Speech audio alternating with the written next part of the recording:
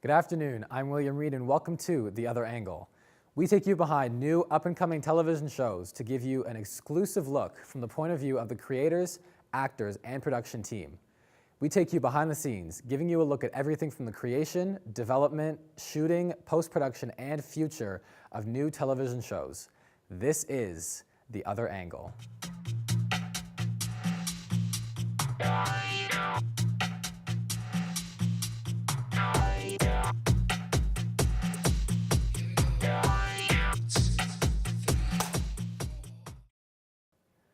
Every once in a while, there's a show that breaks boundaries. Mom Squared is a family sitcom for children produced by Building Blocks Productions. It follows the lives of the Weber family. However, the Webers aren't your typical TV household.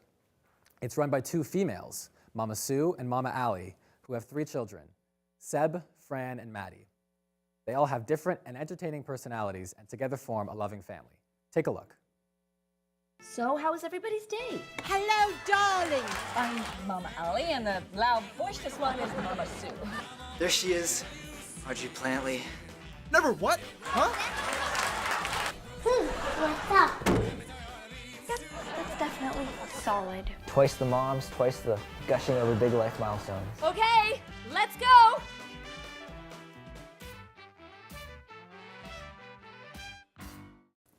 Let's meet the team behind Mom Squared. Will Nowak is the executive producer, and Shara Shelson is the writer for Mom Squared. Thanks, guys, very much for joining me. Thank you. Tell me from the very beginning, what inspired Mom Squared? Mom Squared really came about because we wanted to do something that wasn't just, technically innovative with our practicum, but something like content, because we're both very big storytellers and we believe in the power of the media to kind of change things. So we really wanted to do something that would have a positive impact on the media landscape. And at the same time, I was watching these two vloggers on YouTube. And they're these two gay dads from California. They started vlogging about their lives around Prop 8. And it was just really, really fascinating. It was these stories and this family that we really didn't hear about. And it shouldn't have been that interesting because these are stories we should be hearing about. So we really wanted, those two ideas kind of came together. So I called Will up and I was like, hey Will, let's go to Salad King. I got this idea for practicum. I just fell in love with the idea right away because I felt like it was something that we could really, it's something that's really needed in the market today for television as a whole. And by doing it for a practicum project as opposed to, pitching it directly to network executives, this way we were able to show that, a series like this can actually work. Because I'm sure if we try to bring it directly to executives, they would say right away, no. Shows like this, it's too liberal for children's television, which is very conservative as it stands today. By being able to produce it for a practicum project, we were able to make a whole episode and show people exactly what Mom Squared is about. Yeah, no, it's a very unique show, and it's also a very important show because, like you said, it hones in on the issue of LGBTQ, which is the kind of family structure you don't really see on television. And I can actually say I don't think I've ever seen that on a kids show. So why now? Why did you think that now was a good time to address this in children's television? I think culturally, we were honestly coming to it. Like you were saying, we haven't seen it in kids shows, but we're seeing it in Modern Family. Even in a recent Canadian show that's aired called Seed, they have two lesbian mothers. So I think the demand is out there, and it really was marriage. LGBT marriage in Canada has been legal for so many years, and it's just it's just now I think that the stories are really finding their way on. And if you look at what's been happening in the States, the roads they've been making into acceptance of the LGBT community and LGBTQ marriage, I think it's really the time for it, yeah. And TV shows, like, especially kids shows, we've always had those episodes with LGBT inclusion, but we've never had a series that really put the LGBT community in the spotlight. And that's what we really wanted to do. We wanted to bring them out and, really normalize them for children's television because television reflects society and culture, and by not having the LGBT community in mainstream kids television, I don't think we're doing a good job of representing what's going on in our modern day society. So by putting Mom Squared out there, we're hoping to make that change. Yeah, like I think a really big thing we want to do is not to sensationalize them or the stories that they have to share. It's more just getting their stories on the air so that kids can see it. So if they see another kid who has two moms or two dads, they're not thinking, oh, that's really weird. It's, oh yeah, I've seen that on television. That's completely normal, you know. So. All right, well, before we move on, let's take a look at one of the clips from the show. Now, you know, Seb, asking someone on a date isn't easy. For example, the first time I saw Mama Allie, she was so stunning. I could barely breathe. Aw, this isn't gonna get sappy, is it? Oh, hush. We were in a coffee shop. And I thought Allie was the smartest, most gorgeous woman I'd ever seen. So I walked straight up to her and I said, hey, my name's Sue. I like to draw faces on my pancakes with my syrup. And will you please go on a date with me? Wow, that worked. You see, Seb, the key is to be an open person. People are drawn to somebody who has nothing to hide. That's awful advice. No, it's not. Seb, if you follow Mama Sue's advice, you'll scare the poor girl off. No, the trick is in the subtext. Be subtle. Oh, please. It's true. That's how I won you over.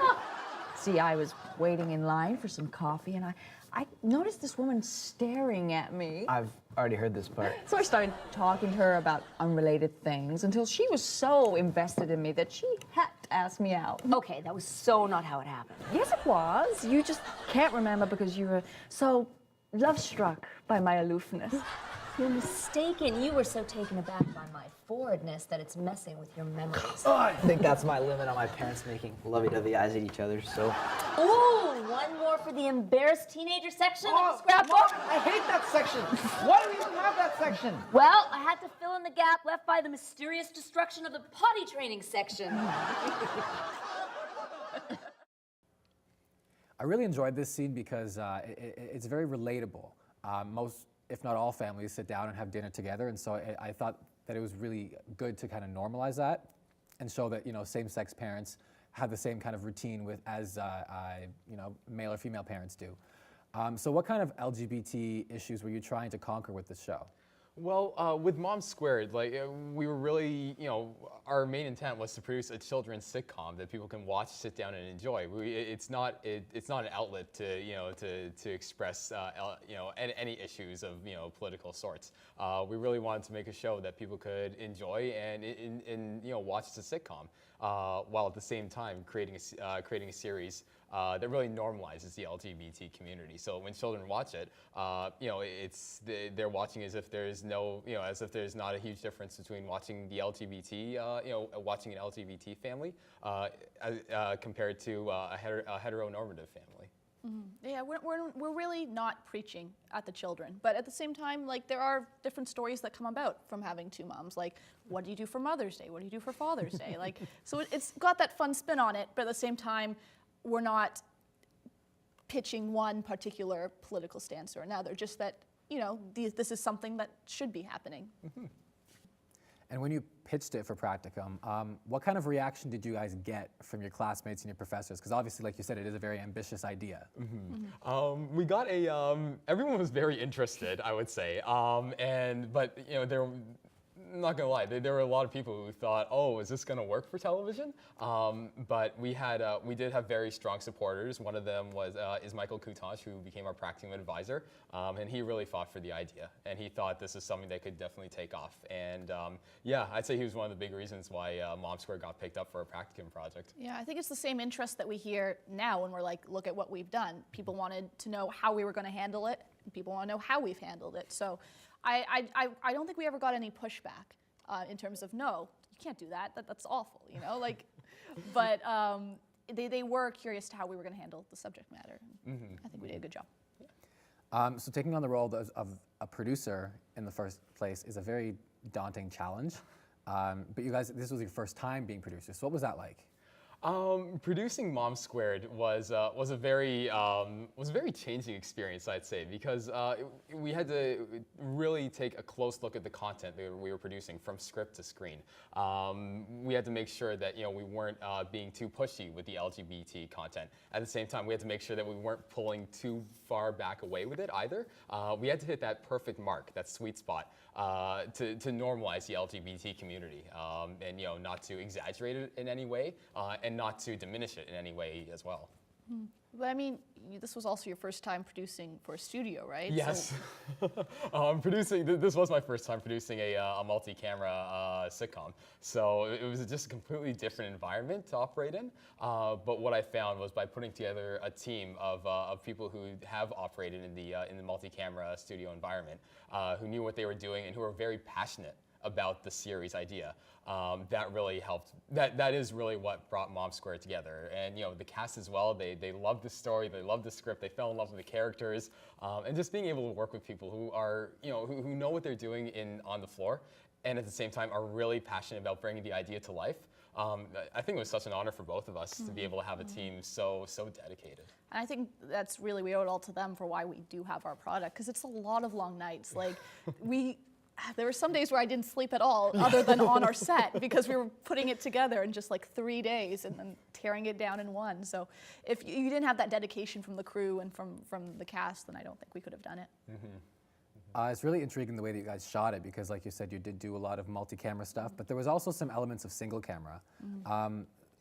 So myself being an RTA student as well, why did you decide to do both shooting styles? So Sarah and I both watch a lot of children's television, and we still do, and probably always will. And what we noticed was a lot of children's series that are shot in a multi-camera environment.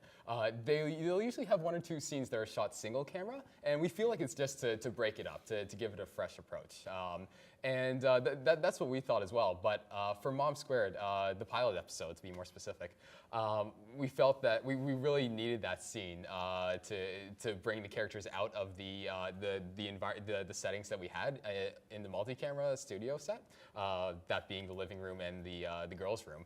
And yeah, we brought them out into a school setting, and we shot that here at Ryerson University. So yeah. I mean, like, I think what you're saying, we really wanted to get them out of the house, and it just wasn't possible for us to build them their whole own set for a school or even outdoors, which was tossed around at some point. Yeah, we not were for talking Lackatron. about building outdoors, indoors. So I think, I forget where I was going with this. But yeah. But yeah, what we really, we really need to bring the characters out of the house to show it, to show it there's a bigger world outside of the living room, and I think that's what really brings the series to life, to show what else is out there, to make it more realistic and believable. And in terms of the script, bringing the 3 teens. Seb, Nate, and Audrey, bringing them into the school setting. It really showed they do have lives outside the living room, and that's what we really wanted to show, and it played into the story perfectly. Yeah, so speaking of the child actors, you guys did use younger actors for this. You didn't, try to cheat it and have older kids dress up as younger kids. So what was that like? Like, describe the good, the bad, and the ugly of all of that.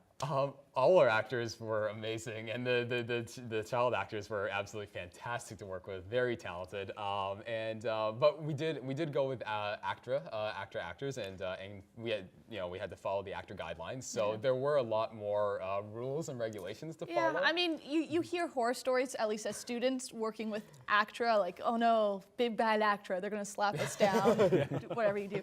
No, they're really nice. They haven't, I haven't found it's been a hindrance, but there were things we had to follow. Like, we had to make sure that, I think our youngest was 9, we had to make sure that she was being pulled off every 45 minutes because she couldn't be under these lights for so long, or making sure she had healthy snacks, and that sort of common sense things, but that you had to regulate, right? Because you don't want a little girl working for long hours on the set, because you're not going to get a good performance out of her, but you still have to be kind of aware of that. It's the same with healthy snacks. You don't want to be feeding her only junk food, because she's just going to run around everywhere. Yeah. It's going to be hard to wrangle. Yeah. Yeah. Every now and again, it's good for energy, but Yeah. but yeah. So what kind of shows did you base Mom Squared on? Were there any that you kind of followed stylistically or content-wise you kind of based it on? So content-wise, we really looked at the Cosby Show for Mom Squared. Because we felt that it was trying to do similar things, which was with the Black community, the African American community, was normalizing that for viewers and really presenting it in a very straightforward and non-preachy fashion. So we were kind of taking our inspiration from that for content. And then for aesthetics, we wanted to bring it more modern. So we were looking at things like Good Luck Charlie, which had that whole living room set and really bright colors and lots of kids going around. So I think those were our two big influences. Yeah, we really wanted to give it that classic sitcom feel, and at the same time introducing new concepts so that it would feel natural, feel like a real TV series. Yeah. So like classic sitcom, but still being aware of what's changed since The Cosby Show aired, which is, you know, much more kid focused, much more, I don't know, fast paced. Yeah, yeah. In terms of aesthetics. Will, you had a cameo in one of the scenes from Mom Squared. How did that come to be?